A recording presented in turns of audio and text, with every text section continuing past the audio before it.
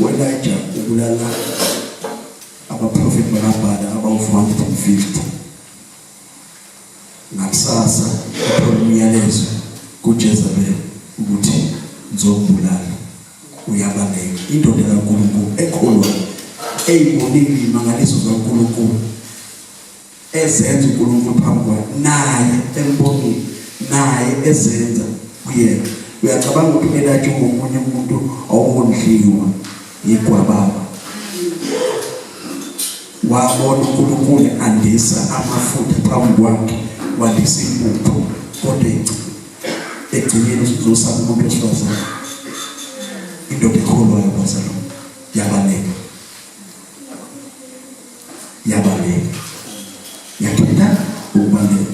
Mawubuka eBhayibhelini ubuko Job uhamba aqale ngisho usuku azala ngalo uzibuza ukuthi ngoba uNkulunkulu useshilo phela uthakekho ofana noJob.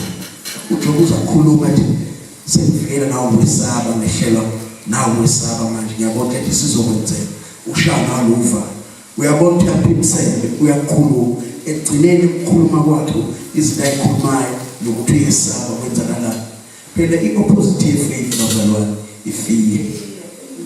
Waqala usaba vele sekuzokwenzeka lokho futhi wayikhuluma into umlomo wakho izokwenzeka. Zasho ngempela ngenza Job kwenzeka konke ngani ngokwesaba nangokukhuluma ngamazwi awukwazi ukuqalekisa usuwaza owazalwa ngoba uNkulunkulu uthena ekudala wathi ngicabanga imihle ngicabanga yokuphumelelisa. Manje wena ukwazi usigcineni uzokhuluma izinto engafanele usikhuluma unawo mayisekuyele emuva kunegama athi bambize ngalo bengabe besambiza unawo uthi ngoba uNkulunkulu ungibuyisela ngesana lutho kodwa ngihambe la ngigcwele ngineyingane nginomyeni ngibuya ngisana ingane ngibuya angisena myeni uzuze thengama uzothi uNkulunkulu into ayenzile kuyo yini awukwazi ukushuda awukwazi ngoba uNkulunkulu sonke isikhathi unemicabango emihle kumele sidlule entweni akusho ukuthi badlule entweni sosibheke awubheke uJob ke emva kokuthi sidlule kukho konke adlule kukho uNkulunkulu umbusisana kana usiyabona uNkulunkulu akumele simdele uNkulunkulu bazalwane uNkulunkulu uyasithanda indlela asithanda ngayo iyamangalisa uzobheka le ndaba ekhulunywe umfundisi uNtuli ukuthi le nduna le ekuyiyona eyayingakhona kwenzekalani. uNkulunkulu usebenzisa amadoda ayinoxhoko engaphandle kwegama uwanikeza isibili iwona athathe decision namadoda athathe isinqumo sokuthi asiyenzi yongena lapho kwenzelani mase ngene uNkulunkulu wenza sengathi ukuhamba kwabo kuyimpo ngale ndlela eyisimanga kwasaba abantu abasegama ngamadoda njamanje hayi ngoba ukuthi besaba ngoba uNkulunkulu washintsha ukuhamba kwabo wakwenza kwabathi yimpo kwangathi bahamba ngani ngenqola banamahasha konke lokho bashiya kanjani ekhaya bashiya ukudla bashiya igolide bashiya yonke into bangena badla bathi sebedlile baphuza sebesuthe bakhumbula ukuthi akumele bakwenza ukuphila bangaye enkosini bayozisa ukuthi inkosi nakho ukudla kugcwele lapho. Into eshokani uElijah yenzeka niyambona ukuthi uNkulunkulu uhlanja semkholweni bazalwane. Mawuzobheka uHebrew chapter 11 uverse 1 ubheke nje kusho ukuthini lokho thuwa ukholo ukuqiniseka ngezinto ezithenjwayo kuyiqiniso ngezinto engabonwayo. Sonke isikhathi mawukhona ubizwa ukuthi lento lo okhona la kuyona uyibone uzibone uyikho lo. Umuntu wakhuluma lento lapha ethi yeshikhala yasho usibonga sonke isikhathi ethi usibonga yena uyibona emu mmeli yahamba usibonga ungena wayedudishile uyahamba kuthiwa nondoda isikhala siyavuleka sekwenzeka ini into usibonga ayikhuluma into ayisho umlomo bazalwane khona nalokho sikhuluma bazohleka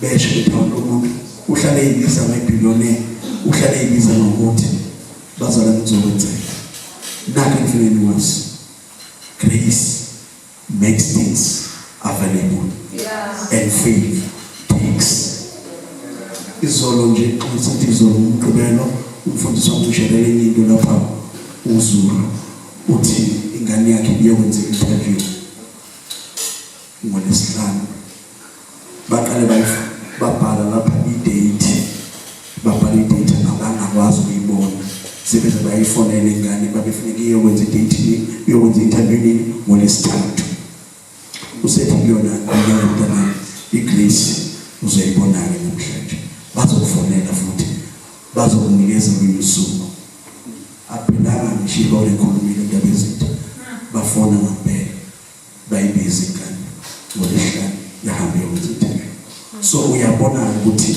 indlela uNkulunkulu asinakekela ngayo wena ungakhathazeka uzuthi kodwa Nkosi kuzokwenzeka lokho kodwa kuzokwenzeka ngempela kuzokwenzeka have faith in God ake sifundeke le ndaba ngalo mama basekhona uMark chapter 5 verse 25 lo wesifazana owakhetha ukuthatha isinqumo eselahlekelwe yikho konke wathi nje mangathinde impetho wengubo ngokusho lokho nje kwenzeke imangaliso kazalwane khona masifundele 25 nje ngicela lapha kutelefoni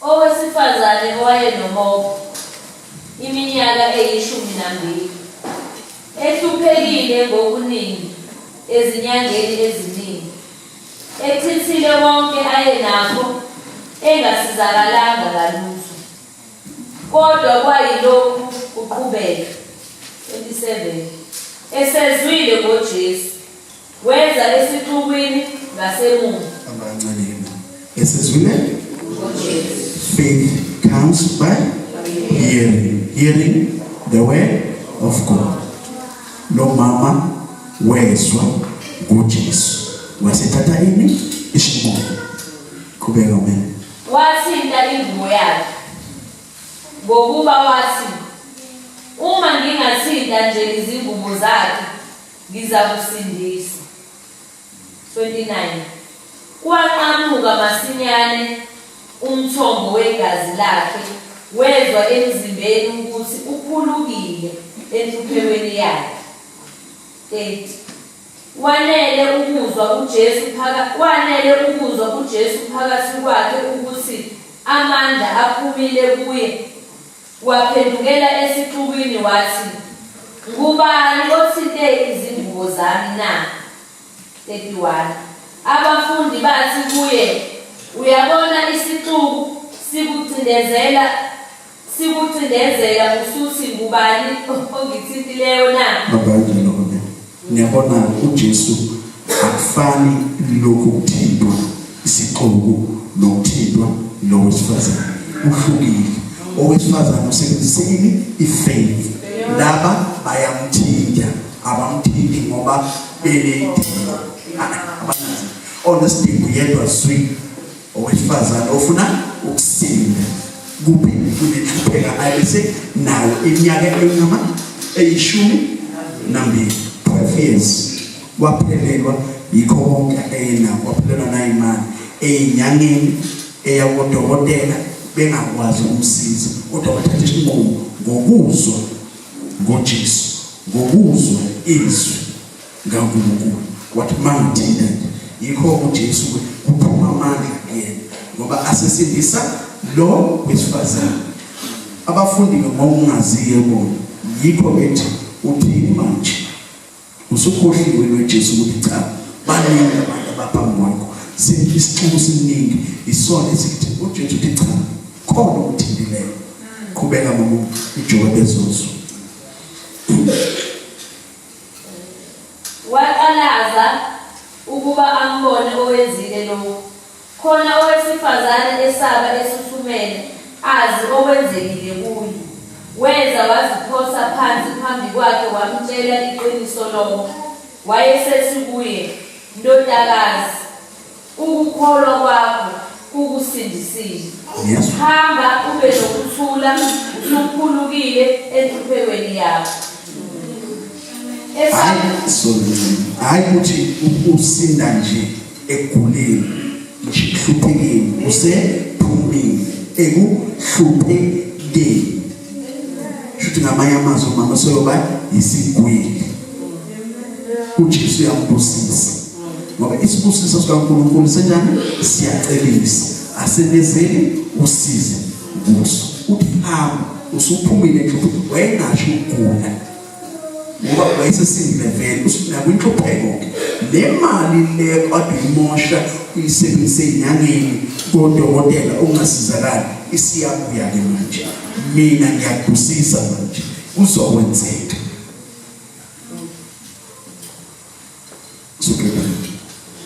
Therefore, bazalwane asimethembe. UJeremiya 17:7 uthi babusisiwe abathembelayo. Lento yokuthemba ibalulekile bazalwane. Uthembe noma ungasaboni lutho kodwa wethembe. And bazalwane izwi ilona libalulekile. Lento yokuthi sizohlala usuku ungabusavula nje lesizwe, ungabusavula ngisho into ehambisana nezwi TV yakho uhlale ndobuke okunye iyahlupha ngoba uhamba ukholwa bazalwane ungathi uhamba uzuthayi kanti yini inkinga awuhleli ezwini awuziniki isikhathi sokulalela lizobuya izwi lenze umsebenzi lo liphinde liqinise. Kubalulekile bazalwane ukuthi sihlale ezwini likaNkulunkulu. uJesu uMark 11:23 no-24